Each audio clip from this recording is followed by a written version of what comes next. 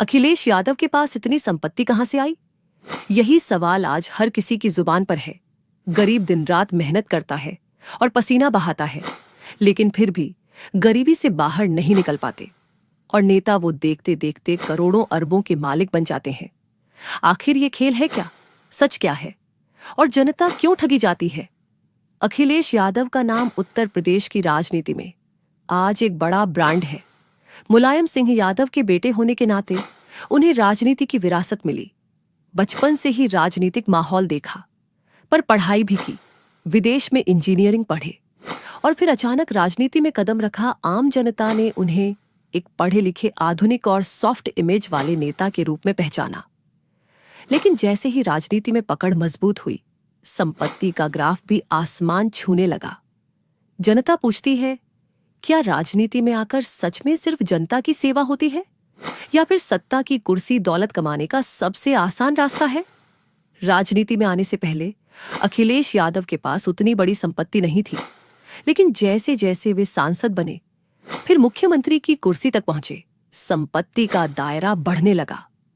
लखनऊ, सैफई और दिल्ली जैसे इलाकों में जमीनें, मकान, आलीशान बंगले और बड़े बड़े इन्वेस्टमेंट। जनता कहती है, अरे भाई, हम तो एक प्लॉट खरीदने के लिए भी 50 साल मेहनत करते हैं। और नेता कुछ ही साल में कई मकानों और गाड़ियों के मालिक बन जाते हैं। मुख्यमंत्री बनने के बाद तो हालात ऐसे हुए कि अखिलेश यादव की संपत्ति लगातार कई गुना बढ़ती चली गई। जनता के टैक्स से बनी सरकारी सुविधाएं, नेताओं की ऊंची पहुंच और बिजनेस टाइकून से करीबी, सब मिलकर एक ऐसा सिस्टम बनाते हैं जिसमें नेता दिन ब दिन अमीर होता जाता है। यूपी की जनता देखती रही कि सरकारी योजनाएं तो कागजों में रह गईं, लेकिन नेताओं के बंगले और बैंक बैलेंस बढ़ते चले गए। सबसे बड़ा सवाल यही है, गांव का किसान आज भी खेत में पसीना बहाता है, मजदूर रोज कमाता है और रोज खाता है, नौजवान डिग्रियां लेकर भी बेरोजगार है। तो फिर ये असमानता क्यों? लोग कहते हैं गरीब मेहनत करता है, पर सिस्टम उसके लिए काम नहीं करता। सिस्टम तो सिर्फ नेता और उनके परिवारों को अमीर बनाने के लिए काम करता है।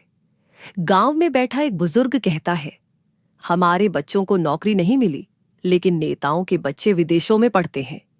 एक नौजवान कहता है, हमारे पास बाइक तक लेने के पैसे नहीं, लेकिन नेता एक से बढ़कर एक गाड़ियों में घूमते हैं। एक मजदूर कहता है, हमारे घर की छत टपकती है, लेकिन नेता महलनुमा घर में रहते हैं। ये आवाजें यूपी बिहार की गली गली में गूंजती हैं। और जब सवाल अखिलेश यादव पर आता है, तो लोग कहते हैं, नेता सब एक जैसे हैं। जो भी सत्ता में आता है, पहले गरीब दिखता है, फिर करोड़पति बनकर निकलता है। मुलायम सिंह यादव के समय से ही समाजवादी पार्टी को एक ताकतवर राजनीतिक ब्रांड माना गया। पार्टी ने समाजवाद की बात की, गरीबों और पिछड़ों का साथ देने का दावा किया। लेकिन धीरे धीरे यादव परिवार की संपत्ति इतनी बढ़ी कि लोग कहने लगे, ये समाजवादी नहीं, संपत्तिवादी पार्टी है। उत्तर प्रदेश जैसे राज्य में राजनीति सिर्फ कुर्सी का खेल नहीं है। यहां बिजनेस, ठेकेदारी, बिल्डर और बड़े बड़े प्रोजेक्ट्स सब राजनीति से जुड़े रहते हैं।